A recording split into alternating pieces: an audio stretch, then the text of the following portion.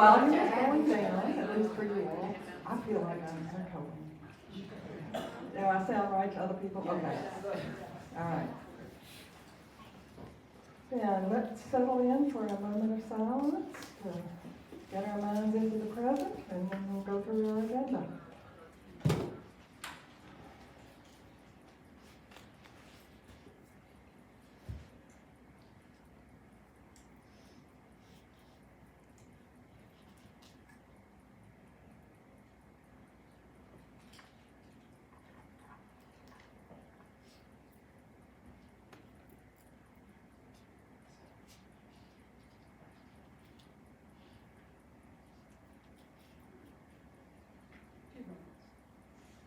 All right, the first thing this morning is one of our traditions. It's the introduction of new residents. And I saw them come in. Our newest residents are Roy and Roberta Thalber. Most recent, yes, stand up please. They're in the back. Most recently residents of the Richmond area, currently in Cottage 1011. And they're what would be called where I grew up, comebacks. They are Rockbridge County residents who have come home, so please make them welcome. All right, next we have Jan.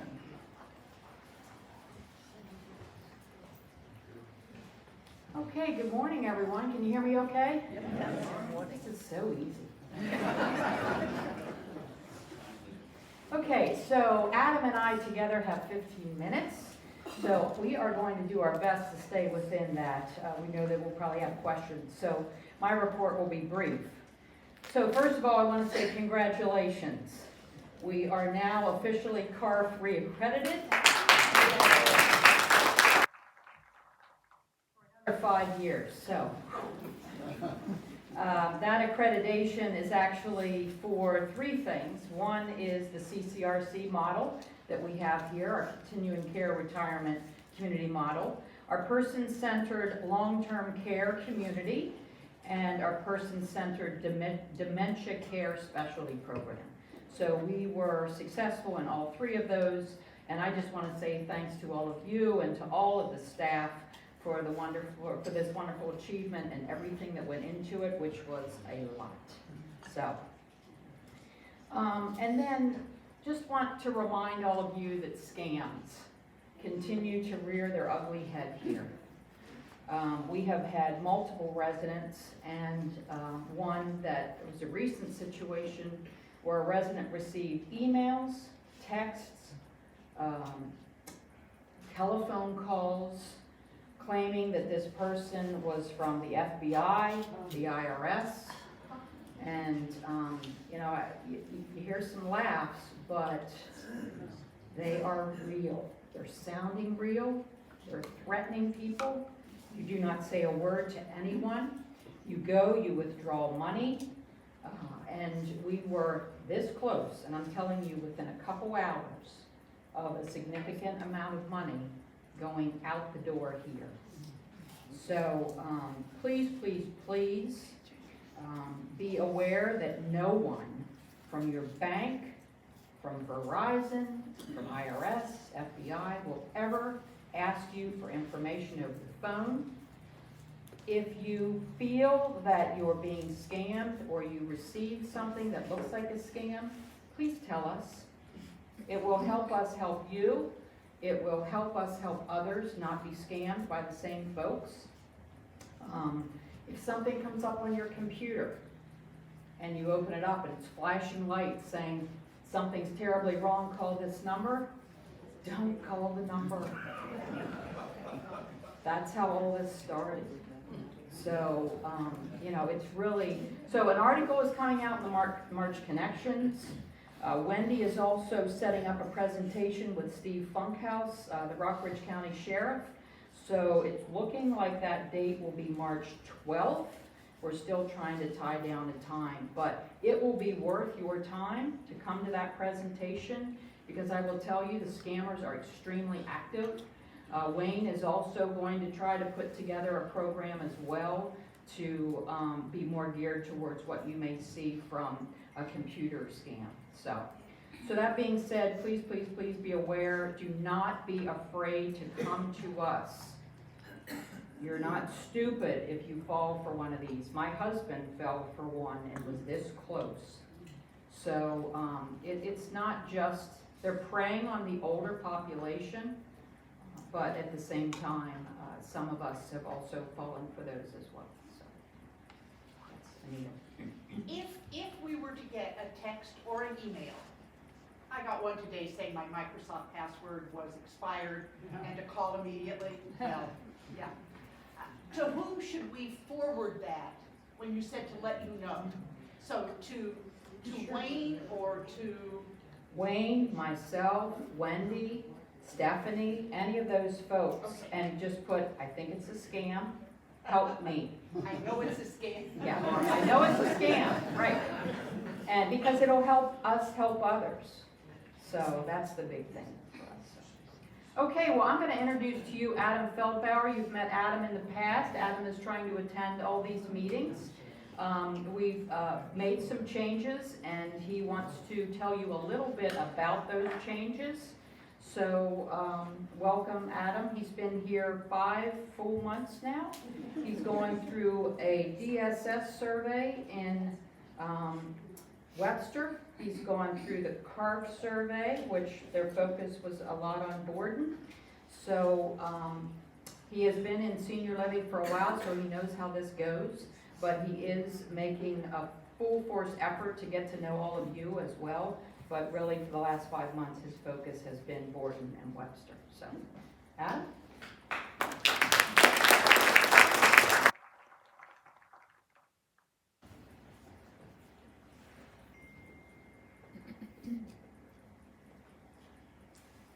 Okay, testing, good? All right, thank you, Jan.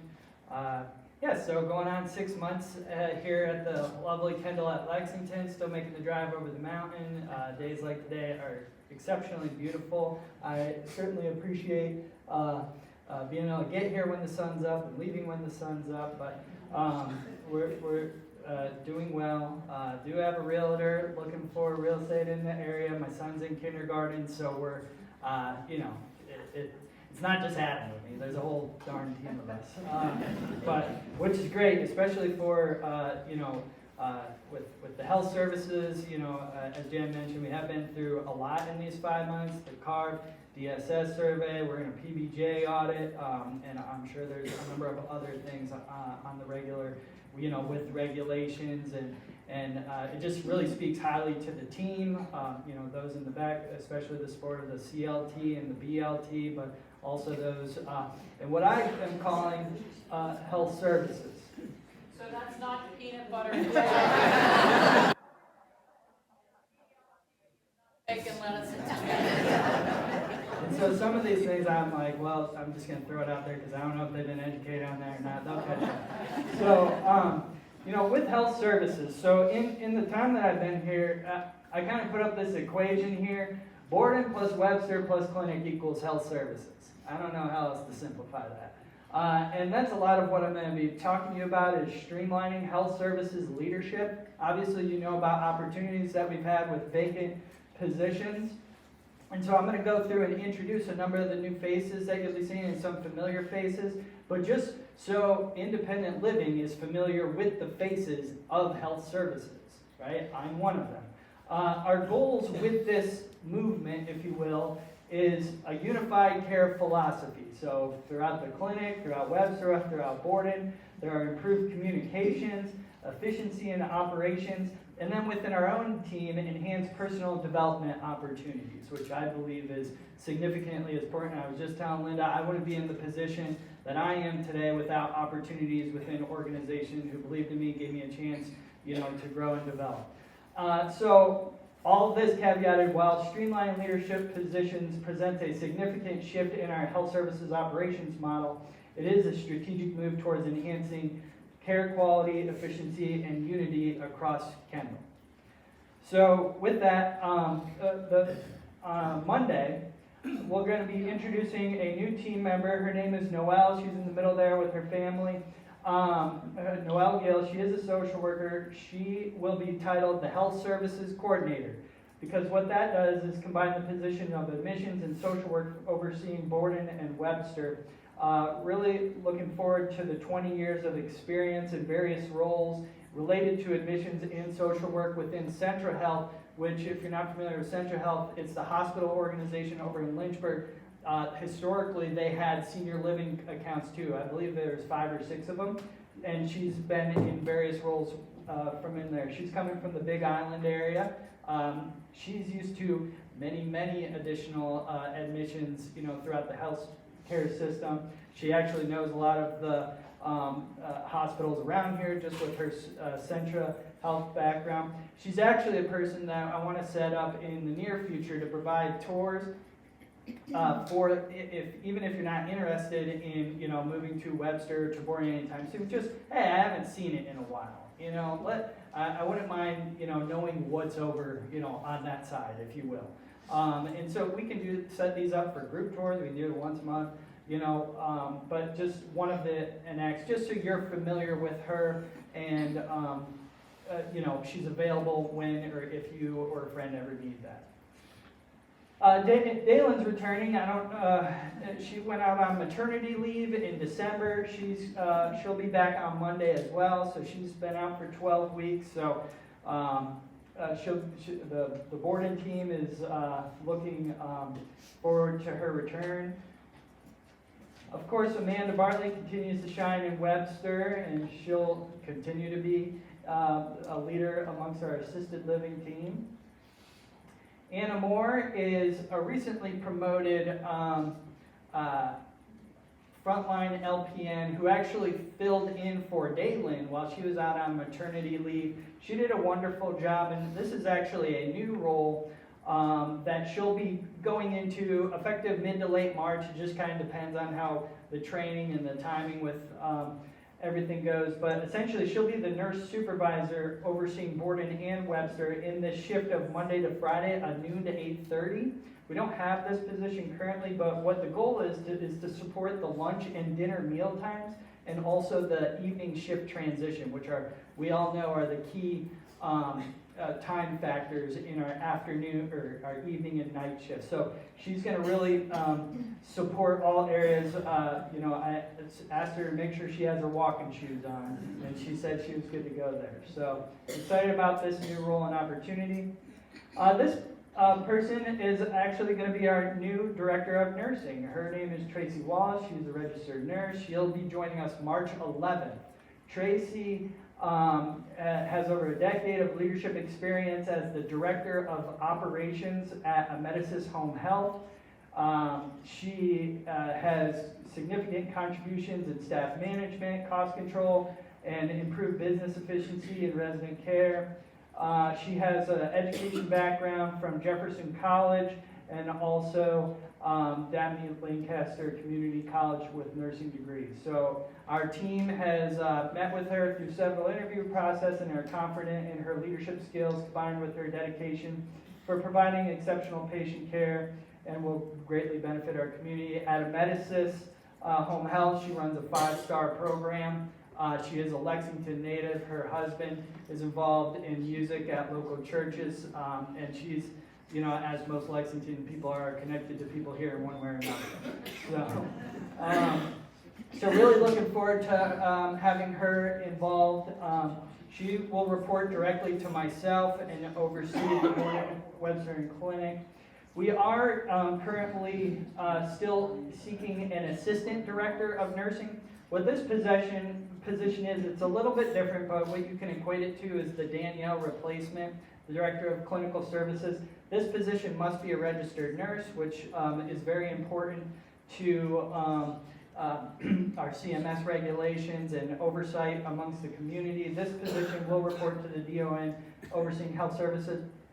I've received a number of applications in for the ADON position, but I really want Tracy to be involved in this decision, as you can imagine.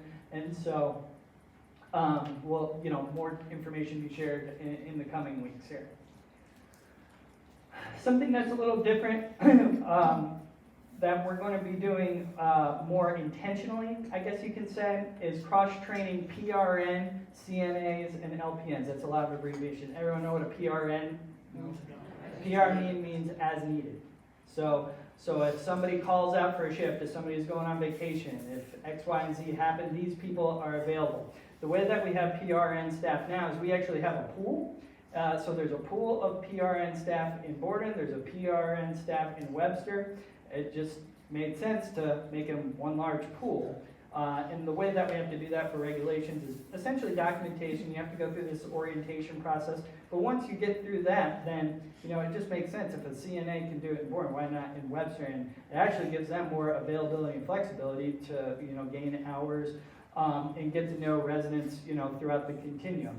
We have had some full-time staff who just are willing to work extra, whether it be earn money or they just can't get away from Kendall because they love it so much.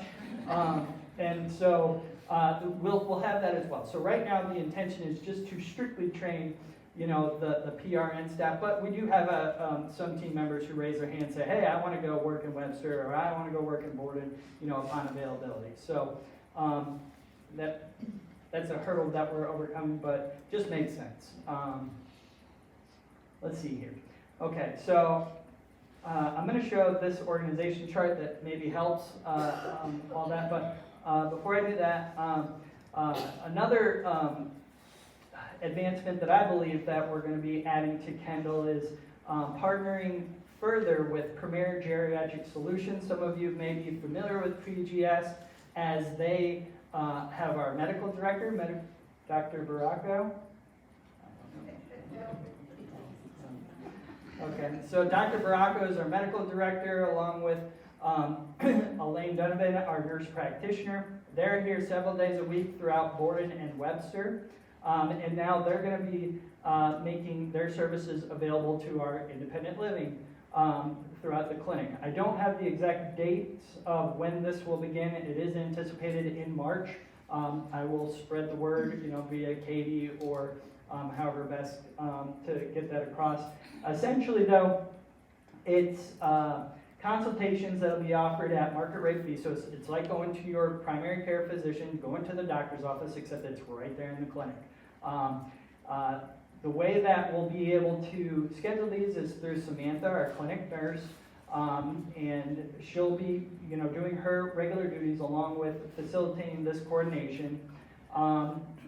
This is intended to complement and not compete with the existing services by our Rockbridge Area Health Center. And one pitch that I would give as the health services administrator, though, is, when you go into Webster and Borden, that if you start an independent living, these same people, it's the same eyes, continue along. Now, obviously, you have your choice to see your physician and whatnot, but these are people, this is a convenience, this is, just to complement, the continuum of services available for our health services. Again, more information to be shared as we're coordinating dates, and then there will likely be a meet and greet or a sign-up day. I don't have those details exactly figured out, but they'll be available soon.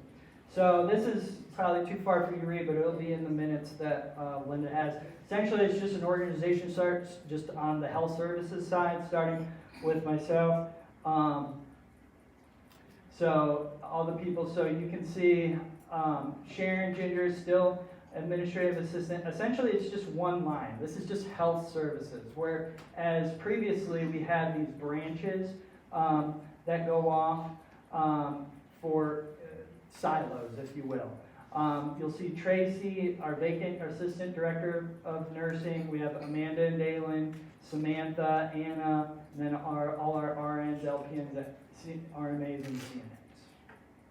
So it's just a streamline. And you'll see, essentially, that is more leadership in a team. So as an example, and this isn't, my intention is not to throw the way that we used to do things under the bus. This is just to take observations and try to enhance them. We can always change it up, but, for example, Samantha in the clinic, had one other person. Now, essentially, there's a team, from a structured standpoint, that supports this, along with, if you count, you know, the Premier Geriatric Solutions that are coming in there to provide nurse practitioner or equivalent services weekly. So that's it. I mean, those are the people that we have on the team supporting our health services. These are some of the ideas that we've created, and I'm looking forward to how, you know, we provide health services more efficiently and unify, you know, Kendall across the board. So, yeah. Is Amber leaving? Amber is leaving. Actually her last day is a week from yesterday. Not everybody knows that. Oh, Amber Hartless. Amber Hartless is our current social worker. She has put in her resignation, and her last day will be a week from yesterday.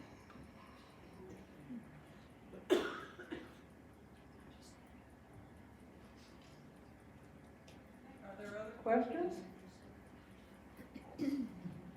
All right, thank you.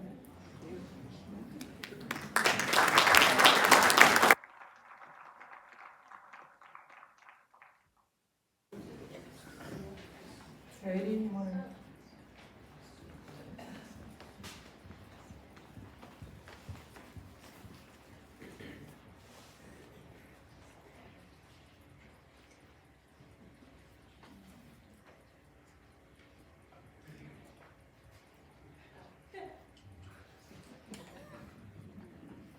Sorry about that.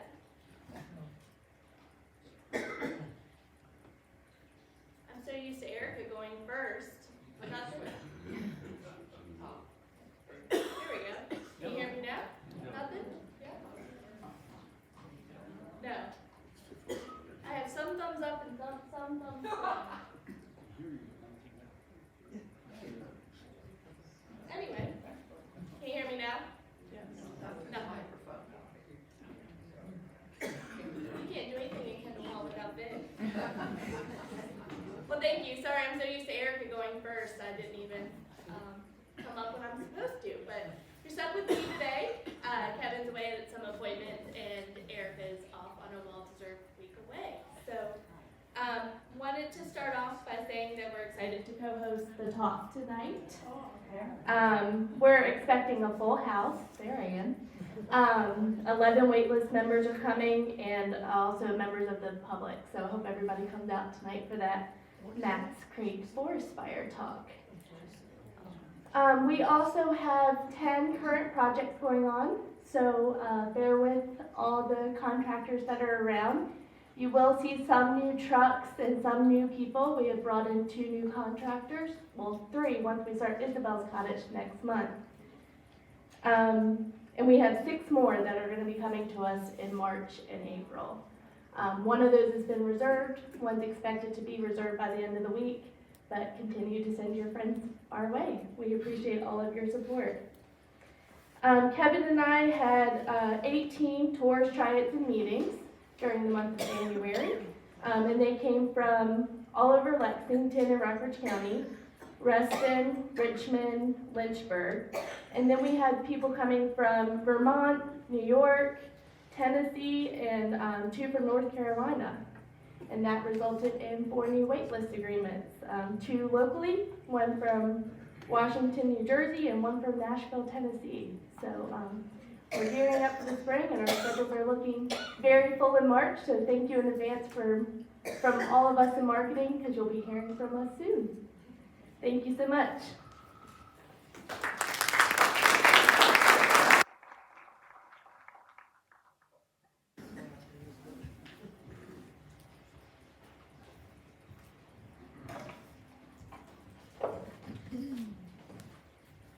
And see if I'm qualified to operate this piece of equipment. Are we good?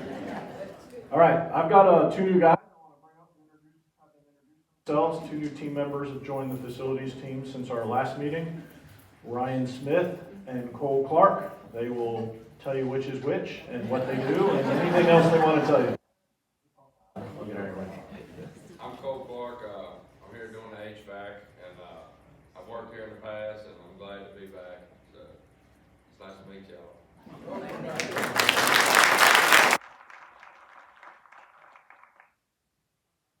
I'm on grounds, I'll be outside doing all normal stuff.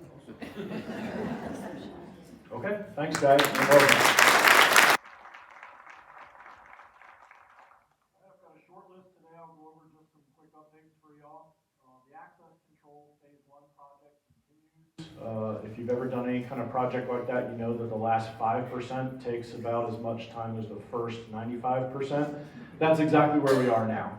All the hardware is in, 3 doors, and they're trying to wrap those 3 up and do the final programming, and that is going very slowly. Several of our existing doors, we had to gut the hardware. It was obsolete or defective, and the openers and the new components we bought would not work with the old doors. So we had to do some change orders and add some additional equipment for some of the existing doors, but they're here about 3 days a week, grinding away trying to get that done. You may have seen the courtyard irrigation project has some movement on that. We are on contractor number 7 for that project, and this guy actually showed up. So far so good. He put some flags in the ground. I take that as a good sign, I guess. So, that should be moving along quickly. We continue to have challenges with the elevators. Elevator number 2 was contracted for repair and upgrade last January. The parts and that work has still not arrived and still not been done.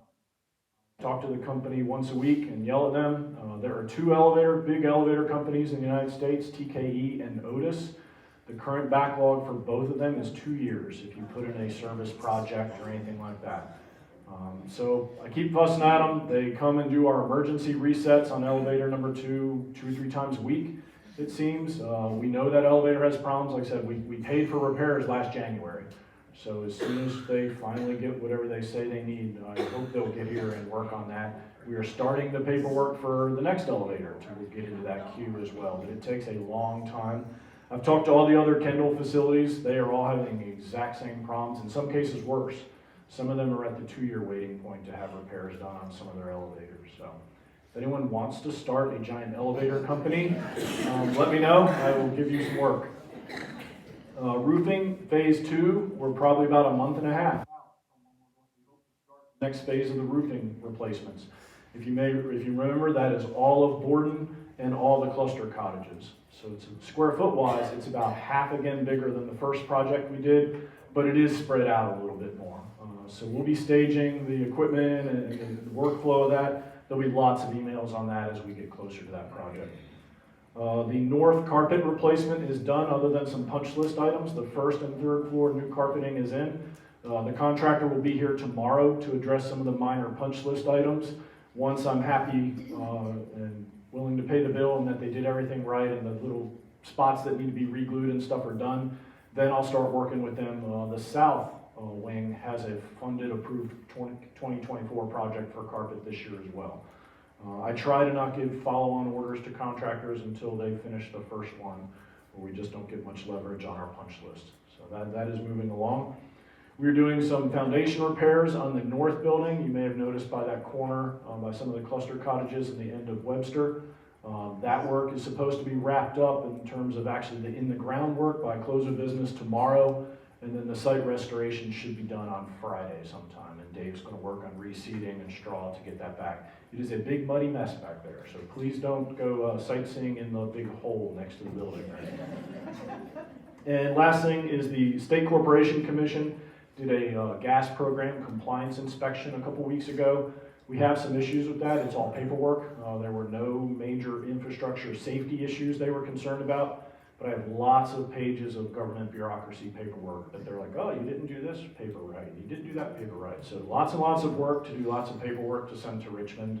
But I'm working on that, and I'm pretty confident we'll get through that in a few weeks with some outside help of compliance contractors. There's a whole industry that you have to hire experts to navigate this process. So anyone wants to start their own thing for that, too, let me know. I'm bringing somebody in from Ohio for that. I couldn't get anybody locally to help. All right, those are my list of the big things that are moving right now. I don't think I took my whole 10 minutes, so if there's any short questions, I can answer any. Okay, pass it off to the next vote. Thank y'all.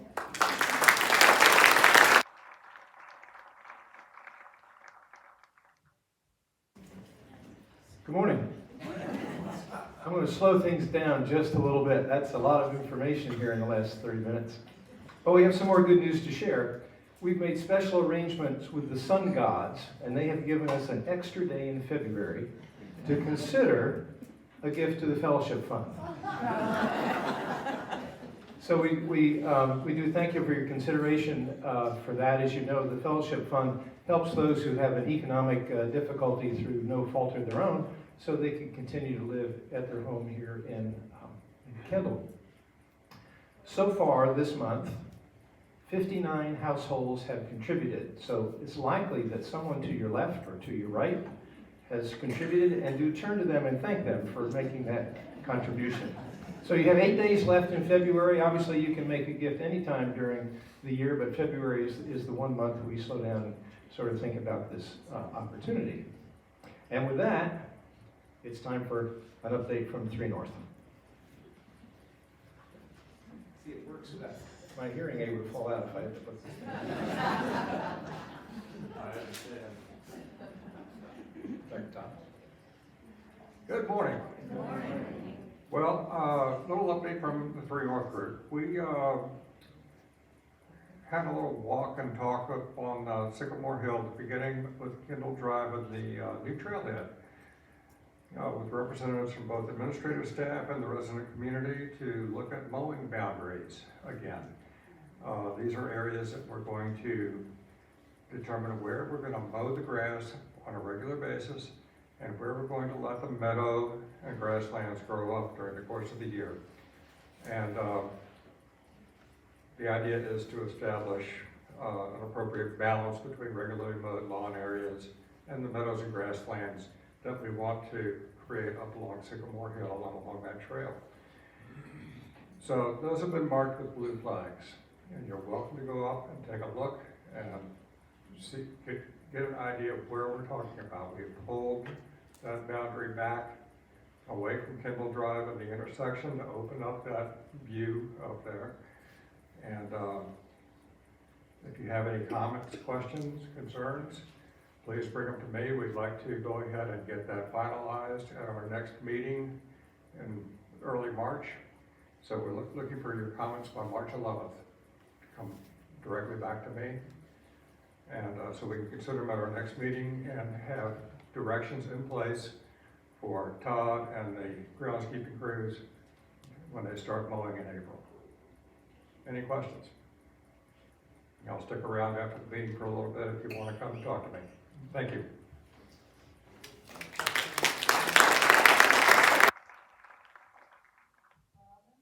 Are you here? Yes.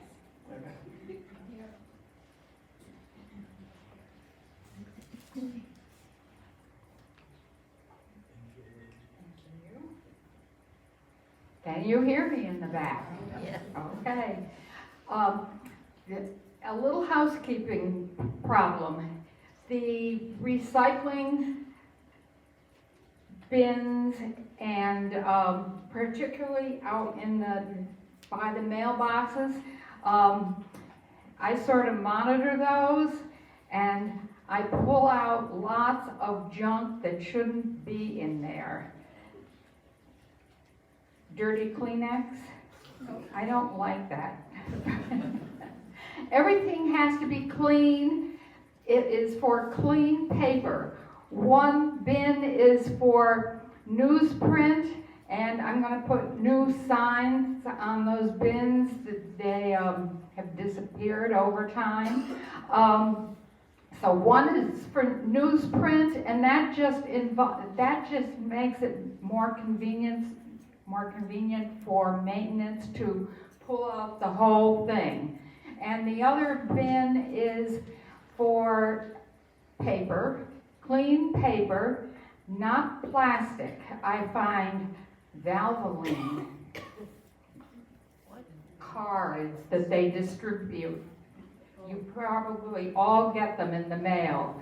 I find tons of those in there. I find magazines wrapped in film plastic that can go in Anita's Trex. I find all sorts of things. It is for paper only. People ask me about window envelopes. They are okay. Probably like a wax paper. It's not plastic. Okay, on another topic. This is mostly for those of you who are new, and I know there are a lot of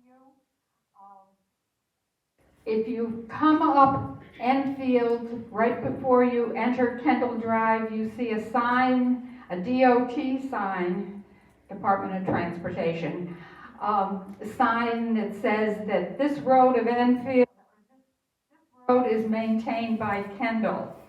And we do that every year. We go out and we pick up trash. And we have, in the fall and in the spring, we have teams that go out there. We actually have a lot of fun doing it. We supply safety vests and all the equipment you need to safely pick up the trash. It is roadside pickup. And we are going out on March 30th. That's a Saturday. We always do it on a Saturday morning. And we love to have some new faces. So in a week or two, I will post a sign-up sheet by the stairs going down to the dining room. And, excuse me, I hope we'll see some new names on there. Saturday, March 30th, and the rain date will be the following Saturday, and then April 6th. So, hope to see you. Thank you. Rhonda. Physical demands of that particular pickup, if it's Sure. slopes or anything. Okay. If you can walk safely, you can help us, because we have, I divide into teams, and usually one person can just walk along the road,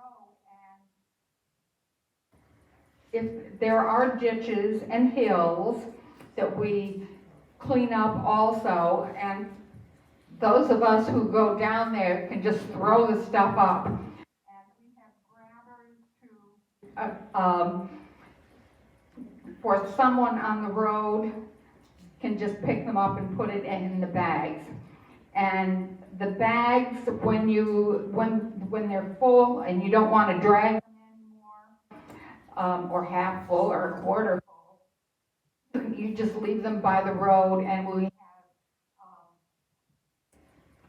have one or two people cruising around in their vehicles and picking those bags up.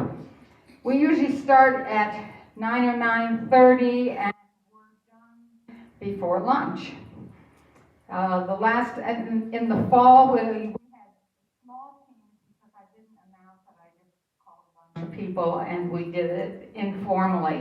We did it in about an hour and a half and completed it. So if you have any questions, please give me a call. Beth? But what is permitted to be recycled in the plastic bins upstairs at the Anderson building? Okay, plastic recycling, it's very limited. It is the little numbers in the triangle, 1 and 2 only, and it has to have a neck smaller than the base. Don't ask me why. I have asked many times. I never get an answer. Robin, Yes. was that question about the Trex plastic bins? No. Okay. So no plastic boxes, no fruit boxes. That's correct. No clamshells. Yes. No other. And there are lots of other 1s and 2s, clamshells, and as you said,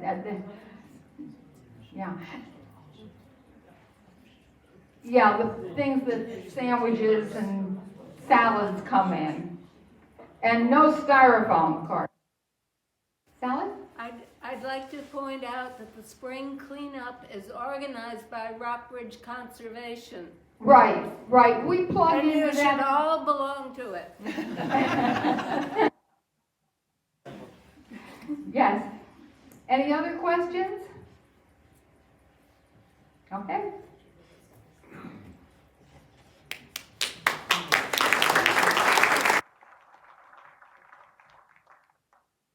heard already about how we're going to have a talk this afternoon about the Mats Creek fire, the one that we all saw in the fall here. Leslie Stull will be coming. She manages, or she's the supervisor over 250,000 acres, I think it is. So I think it will be lovely to have her here. And it starts at 4 o'clock.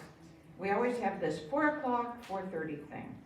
And we'd like some feedback on that. But we're starting this at 4 because marketing is co-sponsoring and there's a wine reception following. And we want to start a little bit earlier to give it time to have some wine before going to dinner. So that's this afternoon. And we thank Bruce Summers for arranging for that talk.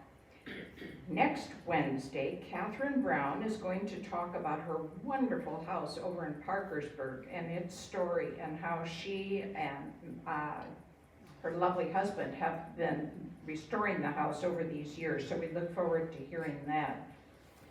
March, it's really interesting because the committee, great committee, we set up the different things that we're going to be doing during the month, and then other things come up at the last minute and trying to get it into the newsletter, and we've been doing quite a bit of that, it seems like.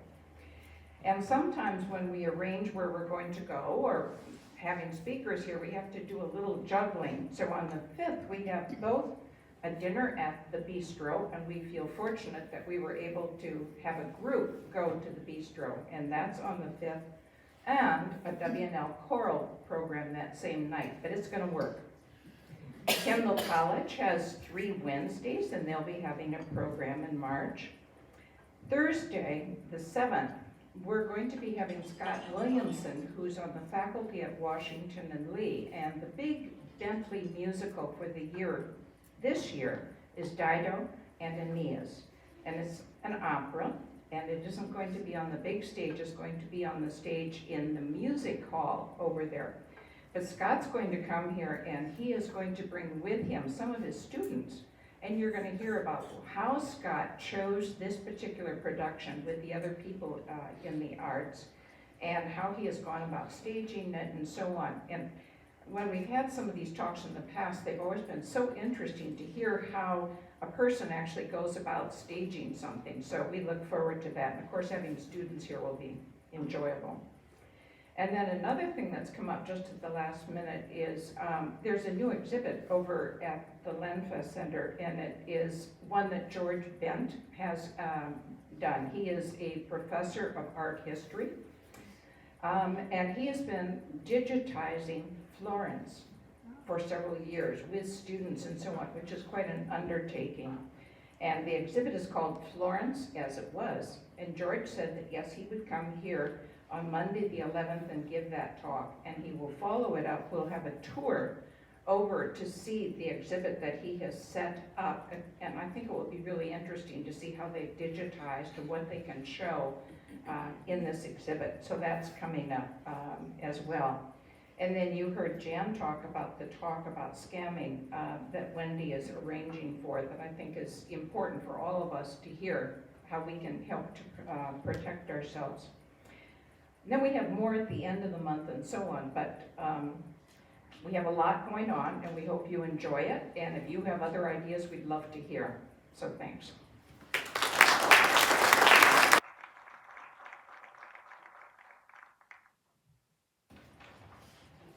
I don't think I've ever seen a meeting finish up this early. I was really expecting a lot of questions for Adam and John. Are there other things on people's minds you want to raise in the time we have? Since there's time, I have a question about the scamming. Is there any value in blocking the number where it's, the address where it's coming from? Dorothy's question. Or does that just alert them that you're a live body?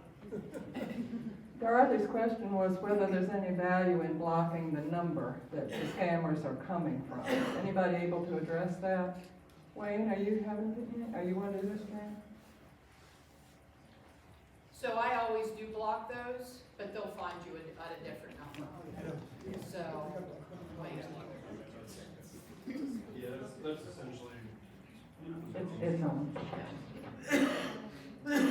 Yeah, Jan already said it. So They, unfortunately, you know, these people that are doing these acts, I mean, they're very crafty and they just spoof other numbers, so they will call you, you know, from various different numbers. So, you know, you can try to block them and then they'll just call you with another one. So, you know, if you have caller ID, I would just encourage you, you know, just don't answer anything unless you recognize it. Let it go to voicemail. If it's important, they'll leave you a message, you call them back. So that's the biggest takeaway, you know, for phone calls. A lot of times they'll match up the area code with the phone that you carry too, up to the stack, so it looks like. Right, somebody- yeah, so it looks like a local call, they will do that as well. So again, just, if you don't recognize a number, you know, you don't have it caller ID'd already, just let it go to voicemail.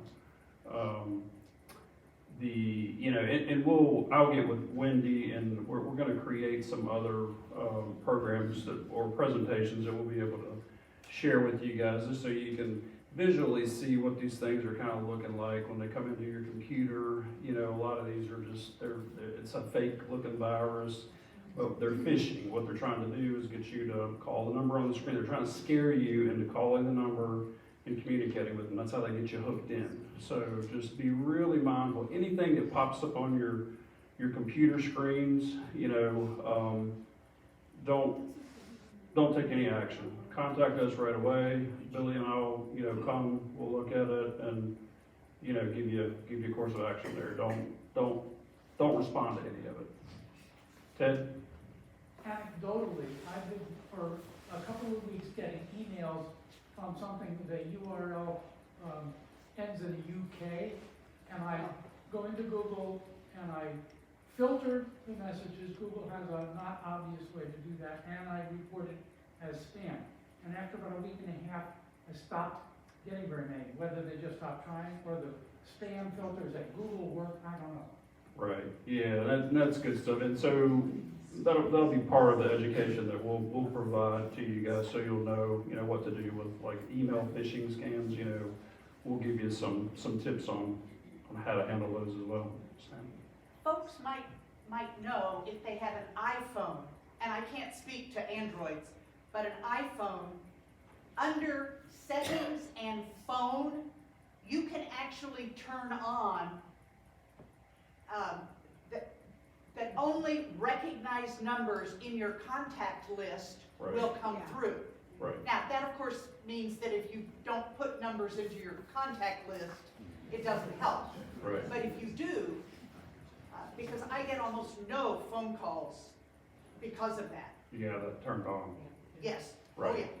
Yeah, and so that's, you know, we'll try to put some of that together as well, so we can show folks, you know, the different settings and stuff in there, location, all these different settings that you can turn on, which definitely helps. So.